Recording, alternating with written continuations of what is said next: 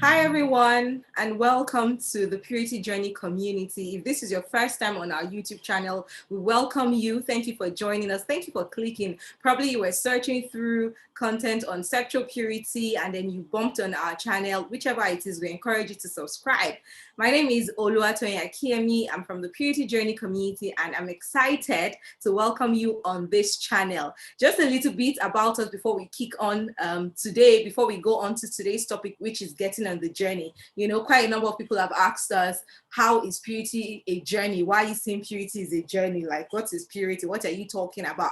But in a little while, I'll be breaking all of that down. But before then, allow me introduce to you the Purity Journey community. The Purity Journey community is basically a group of people who are single that have decided to, you know, hold themselves accountable and walk this journey of purity together. They believe it's attainable. We all believe it's attainable, and basically we are holding one another together. One thing we realized on this journey is the fact that you can't do it alone. You need a support system, and that is who you are. So if you're just coming across us for the first time, or you are already a member of the community, we encourage you to share this link with people and basically help them to understand what purity is and why purity is a journey. We're also on social media at the TPJCo, so you can follow us on Instagram, and also we have a community on Telegram that you can click on, and we are welcoming everyone from the 7 continents of the world. Right now, we beam and stream our messages from Lagos, Nigeria,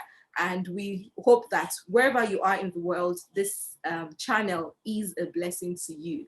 So welcome once again. My name is Oluwatoyin, like I mentioned earlier on, and today we are speaking on getting on the journey. And I was thinking, like, how exactly do I communicate this? Like, actually not assuming that a lot of people already know what this is. And honestly, I felt like the best way to communicate this was by just sharing my story. How did we even get here? How did TPJ start? That's another name we call ourselves. How did TPJ start? How did we even get here in the first place? Just a little second. If you have a question and you think your question is private and you do not want anybody to see that, we are going to drop a WhatsApp number on our YouTube comment section. We're going to drop a WhatsApp number on the comment section right now. Kindly send a message to that number and we'll respond to you directly, privately. So aside putting this out there, we want to be able to help you and answer all the questions that you may have. And of course, invite you to join our community where we know that you find further help. So as I was saying, how did this even start? How is purity a journey? If you're like me and you grew up on the continent of Africa, you grew up in Nigeria, you grew up, in the culture that I grew up in, which is basically the African culture, purity to us was basically get married as a virgin. I'm not even sure what they said to the guys, but for me as a girl child, it was about getting married as a virgin, and that's what purity was. I would not be surprised if that is still the same message that is still being preached in families today, in churches today. For some reason, parents, church especially, even, okay, maybe not schools, but parents and the church has shied away talking about this topic of sex, talking about what sexual purity is and all of that. Or should I say, for a lack of, not trying to throw the blame on everyone and say that maybe that's the orientation they all had. But, over time doing this, Purity Journey community has been running for over a year now. From our speakers, from the members of the community, and all the intimate conversations we have while being accountable to one another, realize the damage this has done, because you are told, get married as a virgin, don't have sex, that's it, just make sure you get married without having sex. That's what purity means. That's what it means to honor God and all of that. Yes, it is true, don't have sex, but there's more to that when it comes to purity. And then, well, when that happens, for some reason you stepped out of the way, maybe you were even sexually abused, or you were raped, or you find youthful exuberance, you got pregnant, or whatever it is. The point is, the moment when that thing that you've been told not to do happens, there's that guilt that comes with, I am irredeemable, there's nothing that can happen anymore. And that's basically how everyone finds themselves, or most people find themselves, going on a downward spiral. And that is not what purity is. In fact, what people don't know, because sometimes when you begin to speak about what purity is, people feel like, oh, it's a set of rules, they're just going to box me. Purity is an uncool thing. Let me tell you, purity is completely cool. Purity births freedom. That's one thing. I know it might sound unbelievable. It might sound like two parallel lines that can never meet, but purity literally births freedom. And today I'm going to be breaking down those myths to help you actually get on this journey. But it starts from, taking out away all those false mindsets, the wrong mindsets, the things that have been said before now that purity is. Purity is the whole of you. Let's kick off from there. Let me telling you that purity is the whole of you. It's who you are. It's in the conversations that you're having. It's in the music that you're listening to. It's in the movies that you are watching. It's your heart. It's your body. It's your soul. It's everything that you are basically. It's not about having penetrative sex, because what that has led to is that we have a lot of technical virgins. Yes, plenty of us, as we say in this part of the world, technical virgins. And what does that mean? You've done every other thing, but the hymen isn't broken. So if you really look at it, maybe what we really call purity is actually the race of the hymen. Who gets in with their hymen intact, because that's more or less what we've been taught to do and all of that. Don't have sex and everything. I don't know about the guys, because for the ladies probably there's a way you can know she's a virgin, she's not a virgin. But for the guys, it's by what you say and all of that. But today I'm here to tell you that purity is the whole of you. It's not about having penetrative sex or not. Yes, it is a part of it, but that's not all purity is. So if you are here, you're a virgin, you're not a virgin, or you are here, you're a technical virgin, you've done every other thing but the penetrative sex, or you're here, like, in fact, you might even be, that's the thing. So purity is for everyone. It's not just for singles. So you might be here, or you're listening to this, you're listening to me right now, and you were once married, you are now separated, or you're not widowed, which I commiserate with you, or you are now single, or you're divorced or something. The point is you're now single. So you've experienced you've had sexual experience legally. Now that you're single, what are you supposed to do and all of that? So purity still applies to you and all of that. And even in marriage, purity goes purity is still purity. There's still purity in marriage. Don't let me jump ahead of myself. Let me just take it one after the other. And like I said, I was going to share how basically I started this journey myself and all. It was just that I grew up, I grew up in a Christian family, got born again after some years. When I got into university, going to college, I got born again. And it was still the old thing of don't have sex, get married as a virgin. So it was just basically that. But I did a lot of other things that I knew that I felt bad about it. So I stumbled on this devotional on YouVersion called Resisting Sexual Temptation. You can check it out. It's a 7 days devotional. And then I read it, I applied it, and it made me feel good. I realized that God wasn't condemning me. In fact, God created the sexual drive that I have, the sexual urge that I have. God put it in me, and God is proud about the fact that I have that. He wants me to enjoy sex. It's just that it needs to be done in the boundaries of in marriage, in the context of marriage and all of that. But guess what?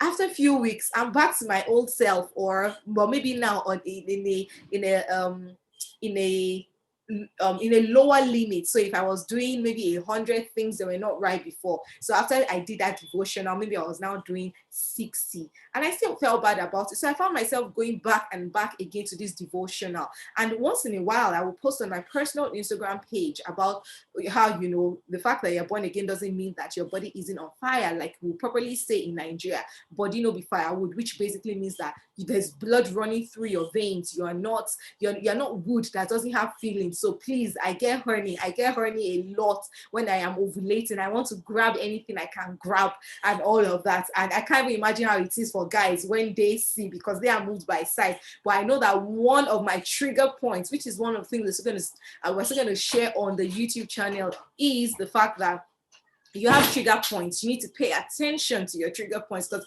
this is part of how you walk this journey successfully and all of that. So, I would get honey and I will share it on Instagram and talk about it. See, being Christian or being a good girl, or not even being a good girl, the fact that you see me as a Christian or think that, oh, this girl is a good girl, doesn't mean that all these things are not happening and my body isn't burning, or I'm not feeling gish or buzz in my body. I feel it absolutely. I know people will respond and say, oh, I totally understand. I feel this way too. Thank you for voicing out. People don't, because the thing is, people are not talking about this in the church. I don't know why, even till now. And that's why you are listening to this. And I really do hope that after listening to this, you are empowered. You have that freedom to know that having the gish, the the buzz feeling, or the feeling horny and all of that is absolutely normal. God put that in you. It is absolutely normal. And you know, you are going out there to say that, okay, so now I know this thing exists. How do we handle it? Because that's what the journey is. That's what the journey really is. So now I know what it is. I've decided to honor God with my body, with everything that I am. So how exactly do I get on it? And you know, I decided that, okay, you know what, since I always feel this way, and people have kind of said they feel this way, so let me try this devotional again and invite friends. And I invited about 20 of my friends, and we went through this devotional together. And that's what it was supposed to be, and all of that, until their friends wanted it. And then we did it the second time again. There were like 60 of us, and then we did it again and again and again. And just actually June 2021, we just ran our 7th cohort, and I encourage you to join our cohort. Our cohort is basically where we demystify everything on what purity is. We tell you what it is, and you're able to just understand how do you feel the needs of your body, the needs of your soul, the needs of your spirit. Do you know that if you're not adequately fed in these places, do you know that you would actually find it difficult to walk on the journey of purity? And that's what brings us back to help us understand that purity is indeed a journey. Purity is not black and white. Purity is not a destination. It is not deciding that, okay, I'm not going to have sleepovers anymore. I'm going to make sure that when I get into relationships, I'm in a relationship and there's no sex on the table. I'm not going to wear skin-pit stuff, or I'm going to have a curfew. I'm going to be home by 10 p.m. All those rules are amazing. Trust me, they are. But okay, what about all those rules that you make and all of that? But you're masturbating, you're watching pornography, you're watching movies, or doing things that set you up in your mind and all of that. And you know, even scripture says that if you've gone ahead to do these things in your heart, you've more or less committed the act. So honestly, if God is going to judge me that I've sinned for committing the act of sexual intimacy in my heart, please let me just enjoy it. So because it's the same punishment. Or what do you think? Don't you think you should just really let me enjoy it fully? Do you understand? So that's when you realize that it's not about this set of rules. The rules are good. Having boundaries is good. It helps, because when the purpose of a thing is not known, abuse is inevitable. Part of understanding purpose is knowing how to value it, how to respect it, how to guard it. And that's why those rules and those rules are there. Those boundaries you place in there, they help you value what it is. They help you even value yourself, value what it is you said is precious to you and all of that. But beyond that, it's not about setting rules and regulations.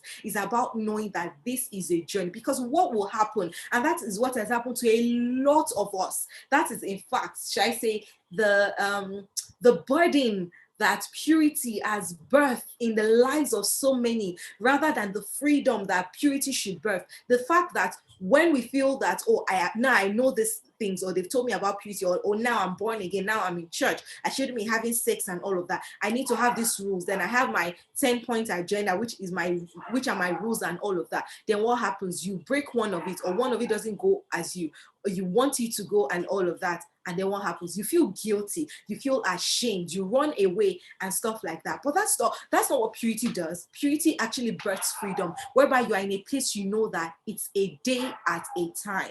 It's like a little child that is learning to walk, a toddler that is learning to walk. I don't know if you've ever seen a toddler that is learning to walk before. They start with baby steps. They will trip, but when they trip, do you see them just sitting down there? Yes, some will say, cry and all of that, but you see the parent or even the child itself, the toddler itself, encourage him or herself and stand up, find like a table or something to hold on to and get on their feet again. And that is basically how purity is. So if you continue to see purity as that big thing that, oh, I must remain a virgin, it's amazing, it's awesome. But if you're not, what are you going to do? Are you going to manufacture a hymen, or are you going to kill yourself? You need to stop living on the guilt and stop living on that shame and all of that and everything. Imagine someone who has been sexually abused, and now society is saying that, you know, if you are truly pure, or you should be getting married as a virgin and all of that. Do you know the double pain that you're giving to that person? The person has gone through the pain of being violated, and now you're putting the person on